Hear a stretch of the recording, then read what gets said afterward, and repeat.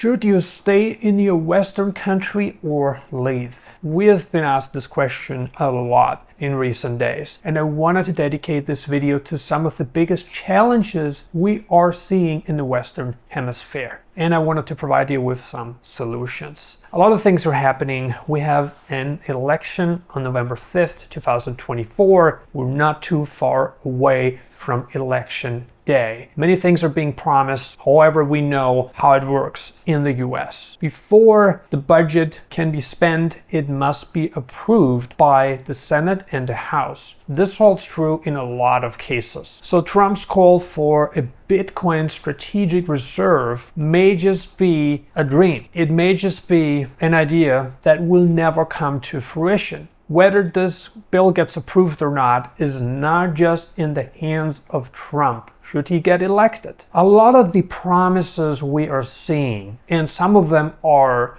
really good promises, things that you would like to see happening. However, the problem is that so many of these promises are put in place to gain voter support. Meaning a lot of these promises are not implementable because they have to get approved by the House and the Senate. Meaning it's not just the decision of the president. Yes, certain things can be put into existence through executive order. However, many things have to be put in legislation before they can be implemented. And legislation can be appealed. As we have seen numerous times throughout history, legislation can be appealed, and it is not permanent by any means. The political system of the United States of America is one of the biggest problems the country faces in the 21st century. Just having two parties is never a good system because it naturally leads to the two pulling in opposite directions. Something that we're witnessing in America. Instead of working together and creating results for the country and for the people, the two parties are pulling in opposite directions. Whatever plans the current or new administration has must be approved by Congress. Just have a look at Trump's wall. It never got approved during his 4 years of presidency. Yes, of course, you could argue he was only in power for 4 years, and had he stayed in power for an additional 4 years, meaning for the entire term, the wall would have gotten completed. However, this is so far from the truth. The reason why the wall did not get built, did not get completed, is because, again, Democrats and Republicans can't agree on the budget. And so a lot of these things are being put on the back burner, leading to a delay in finishing the project. I'm not trying to say you shouldn't get excited about Trump winning the election next month. It is still uncertain whether he will win or not. And many Americans believe that if he should lose, it's going to be the end of America. If this statement was really true, if it were true, why is it then that so many things in America, including healthcare, education, infrastructure, haven't really been fixed? They haven't really been optimized in the past decades. And this is true. Republicans and Democrats were in power during the past decades, and so many things did not get done. America's elite, the big business donors, the people with real power, they have a lot of control over politicians in the United States. It's a matter of fact. Even if a politician, out of goodwill and personal interest, wants to do the right thing for working class and middle class Americans, many ideas will never get implemented because it doesn't work so easily. Let's talk about the European Union and how broken it is. Now, to start out, I wanted to say good things about the European Union. The European Union started out as a great concept, allowing citizens of the European Union to travel and move freely within the Union. It is also true that the European Union was put in place to preserve peace within the Union. As we had seen during past world wars, the European Union had a lot of problems with dictators. However, since the European Union was formed, a lot of these problems disappeared. It is a matter of fact. The freedom of movement that comes with the European Union is one of its greatest assets that so many native Europeans appreciate on a daily basis. And even immigrants to Europe appreciate the freedom of movement that comes with the concept of the EU. However, it must be said that there are many discrepancies within the Union, such as member states not agreeing on legislation passed by the European Union Parliament. I can give you numerous examples of massive discrepancies within the Union, including Poland building a border wall, refusing to take in refugees, to take in immigrants, something that started in 2015 when Hungary built its border wall to prevent the inflow of migrants from the south and the east. Now, this is something that happened despite of Hungary being criticized by the EU Parliament. Hungary was heavily criticized, and in fact it is still criticized for many of its policies today. However, what does Hungary do about it? Hungary does not change its course of action. Instead, Hungary moves ahead with many of its policies that go against the EU Parliament. What can the EU Parliament do about it? Well, they can fine Hungary, they can restrict Hungary's budget. Likewise, Poland built its border wall in 2022, aiming for the same goal as Hungary did in 2015. So we can see that things are changing in the European Union. We have countries with more conservative traditional values, countries that don't want to lose their national identities. And who can blame these countries for wanting to preserve national identity? However, all these countries are part of the European Union umbrella. They're all underneath it. However, many of the laws are just not obeyed by member countries. Another example that holds very true is that in certain European Union countries, restrictions are being put in place on European Union citizens who desire to own real estate and have second residency. Many restrictions are being put in place to preserve high livability for natives. The concept of the European Union is that all EU citizens have the same rights no matter where they decide to reside in the Union. The individual laws and legislations put in place across EU member states are not in sync with the overall concept of the European Union. The freedom of movement, which is a general category, entails so much more fine print than what we get to see online. Another example of a lack of unity is Austria, a country that first did not agree on sanctioning Russia. It is true that Austria and Switzerland are neutral countries. These two countries are not part of NATO. To be fair, Austria is part of the European Union, but it is not a NATO member. However, one of the business interests generated by one of the Austrian banks, certain sanctions have been delayed. And this came as a complete surprise because so many thought that Austria was a country with strong rule of law, a country of ethics, a country that would stand with the Union. However, what we had seen in recent days was a very different picture.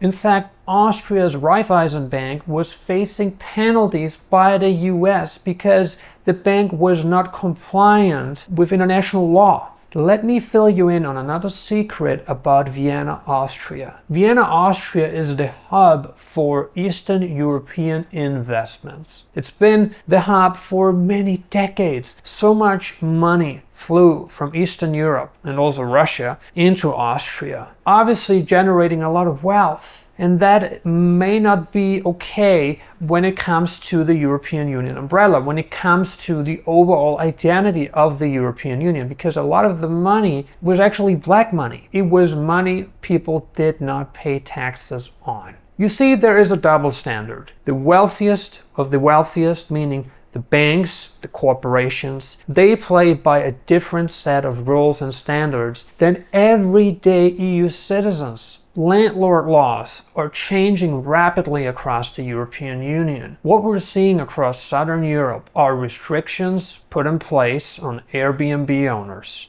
disallowing them from short-term rentals. This is all done for a reason. These countries want to protect their national interests. It's important that these Southern European nations step in, especially the leaderships, that they step in to preserve affordable housing for locals. What we had seen in Portugal, a country that underwent a housing crisis, forcing so many locals into the suburbs, because so many non-EU nationals purchased real estate in the major cities in Portugal, making housing unaffordable for native Portuguese. This happened very recently over the past number of years, and it's also the reason, or one of the reasons, why the Golden Visa program changed. And you could argue it's not just the inflow of capital from outside the EU, and that's true. Capital inflow from EU countries also created this housing crisis in Portugal. So we're not here to blame non-EU citizens. I think Portugal just became too popular. We had seen the same in many other countries where foreigners moved to preserve their living standard and achieve a higher quality of life. But on the other hand, and on the downside, the quality of life and cost of living of locals and natives were diminished, while the concept of the European Union, especially the freedom of movement, is a great concept. There's so much that needs to be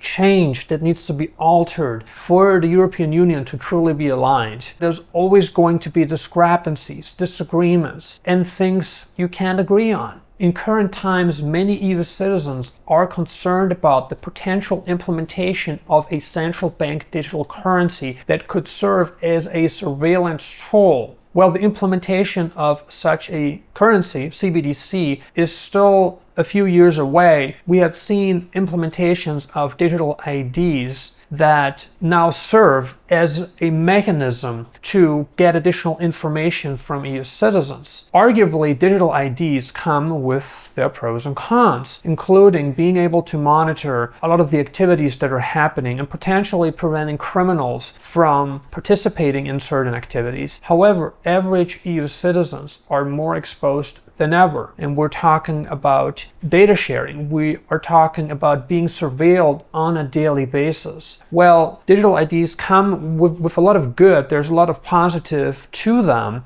Digital IDs also come with negatives that we shouldn't ignore. And I think it's important to retain a balanced view on things. Politics are shifting worldwide, and we had recently witnessed a right-wing win in Austrian politics. But now the Austrian party is having huge difficulties building a coalition. And it is because Austria's president firstly rejected the newly elected government, the newly elected leader. As time passes, it is important to form some kind of coalition because that's how Austrian politics works. Political parties that once used to be considered center-right are now more center-left or left. The whole political landscape of Europe and also many countries worldwide has shifted, potentially forever. And so now, if you're considered center-right, which I think is true for the Austrian Freedom Party, you are actually very right-wing or far right-wing. You're considered far right-wing, even though you're more like center-right. And it's because you don't agree on certain principles that are being implemented by formerly center-right, now center-left or left parties. And it's kind of hard to agree on things because the whole perception of life has changed. And priorities have changed. Many European countries still have very conservative populations that don't want certain principles to be implemented. And because of that, we're now seeing one of the greatest divides in Western European populations and opinions that we have witnessed in our lifetimes. And I potentially see a mass exit, which I actually believe already started, from Western Europe into Eastern Europe, where Western Europeans can still preserve traditional old school values, because as we've talked about, a lot of the Eastern European countries, including Hungary and Poland, still play by the old playbook.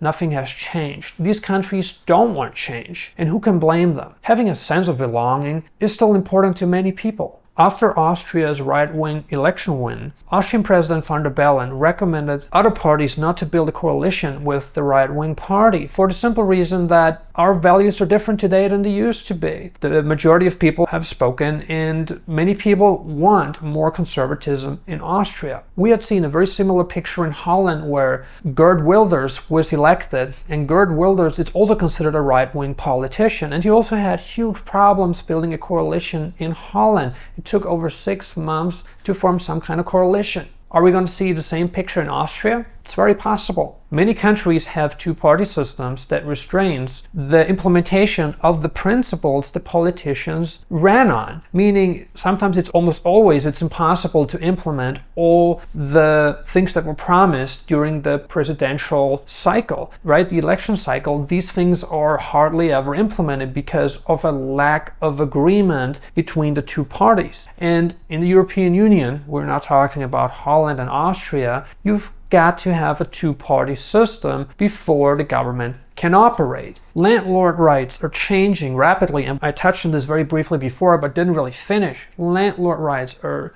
shifting, they're changing. If we just take a look at Spain, how eviction laws are structured these days, it's not unheard of for an EU citizen to have obtained second residency in Europe. Let's say it's in Spain or a different southern European country, and it's not their primary home, it's not their main residency. They have a secondary home, a place they may be visiting just a few weeks or a few months per year. And the problem with this lifestyle is that nowadays, if your home, let's say you have a second home, whatever, is not your primary residency, oftentimes with second residencies in the European Union, it is very hard to retain landlord laws. Meaning, what we're seeing a lot in Spain, for instance, is that people with second residencies in Spain are actually not protected in a lot of ways. Let's say your home gets occupied by people who shouldn't be in the home. You cannot legally evict them, you have to go through court. And this holds true even in the event that you don't have a contract. Let's say you just left your home for a couple days or a couple weeks, you return and somebody else was living inside your home. Legally, you can't kick them out. Certain things can be done to prevent this from happening, but just the fear, just the idea that this is even remotely possible scares a lot of investors away, and a lot of them decide against investing in Southern European real estate. Mafia is operating in Spain big time. What we're seeing in Spain is one of the biggest changes ever. There's a lot of mafia from Eastern Europe, and what they do is they occupy homes. So this is all organized crime. They occupy homes and purposely occupy homes to get the keys, change the locks, and then hand the property over to someone who wants to live in the property. Because nowadays in Spain, it's very difficult to legally rent the property unless you're willing to put down 6 months up front, 12 months up front, plus some deposit. I recently informed a client of Nomad Elite about this change of law, and he was very shocked because he was interested in owning a home in Spain. After he heard what the actual legislation says, he had no interest in owning a home in Spain anymore. And this is all very true. Like home occupiers, they call them ocupas in Spanish, are all too common across the country. So one has to be very careful with owning a home in Spain, and I recommend owning a home in Spain, assuming it's your primary residency, or you manage multiple properties in the same building and you have someone who always keeps an eye on your properties, assuring that nobody enters your home illegally and occupies it. This is very important because the process can take years. You're looking at years before you can get someone out of your apartment. This is a fact. I wanted to make a quick note about authoritarian leaderships and how these authoritarian leaderships are so much more effective than the two-party systems we have in place in the Western Hemisphere. If we just review the past crisis and how policies were consistently implemented and many things were done to protect the national interest of countries, we see that authoritarian regimes have actually done a lot better than democratically governed governments. And this holds true for a lot of Eastern countries. And many of these Eastern countries are incredibly successful because of authoritarian rule, assuring that policy is permanent, it is consistent and unchangeable. And many good things happen in authoritarian government, which are kind of comparable to old monarchy concepts, where kings or imperials ruled our Western countries. We're seeing similar structures. Of course, the mechanisms are the same, but modern day methodologies differ from ancient methodologies. That's very true. If we just take a look at some of the most successfully authoritarian governed countries and jurisdictions, such as Singapore, a country that has been extremely successful in implementing policy because it is just an authoritarian country. But Singapore stands for a lot. It has been very successful in the financial sector, and Singapore is a widely respected jurisdiction worldwide. Likewise, a country like United Arab Emirates, which is also governed by authoritarian rule, is extremely successful in many areas. Likewise, you see where Western countries struggle, Eastern countries prevail. I'm not advocating that everything that's happening in the Eastern Hemisphere is positive, because this certainly does not hold true. However, certain political systems may be worth considering in the Western Hemisphere to have more consistency in policy and, most importantly, retain wealth for natives. This is very important. However, with equal rights for everyone, the Western Hemisphere is seeing a lot of problems, including shortages in housing, lack of integration, and many other aspects that have changed the landscape of Western countries. Now the question is, what should you do? Truth of the matter is, you cannot change the political system of your country. Yes, your vote counts. However, you just have little say in what's going on. Countries have their pros and cons. I think this is an undeniable fact. The best thing that you can do, especially if you are wealthy or very wealthy, is to get the best out of the country you do business in. And while I'm not a five-flag theory fanatic, you should have more than one flag to protect yourself against all kinds of political turmoil, such as the second residency crisis we're currently witnessing across the European Union, where landlords have very little say, which is crazy considering that they own the properties, they paid taxes on the properties they own, and yet they have so little say in what happens to their properties, their real estate. And this is just one aspect of it. Carefully consider where you invest your money and pay very close attention to the legislative changes in the country or jurisdiction you own real estate in. The same can be said about company formation and retaining assets in the jurisdictional authority of the legal system of the country. Be very mindful about these things, because things can change from one year to the next, leaving you with more financial problems. However, it is important to diversify your portfolio. And like I said, for wealthy people, this is much easier than for middle-class people. Middle-class people have more issues spreading out their money because it takes so much time and money and energy to manage it, that oftentimes it's a lot better to have most of your assets in just one place. If you're interested in asset diversification, second residencies, and just building a portfolio and strategy that makes you less vulnerable in times of political turmoil, please book a consultation with us. You should see our website displayed right on the screen. There's also a link below the video. Like I've said, I highly recommend getting a second residence permit in a liberal country that comes with reciprocity in civil and property rights. And there are many countries worldwide for you to choose from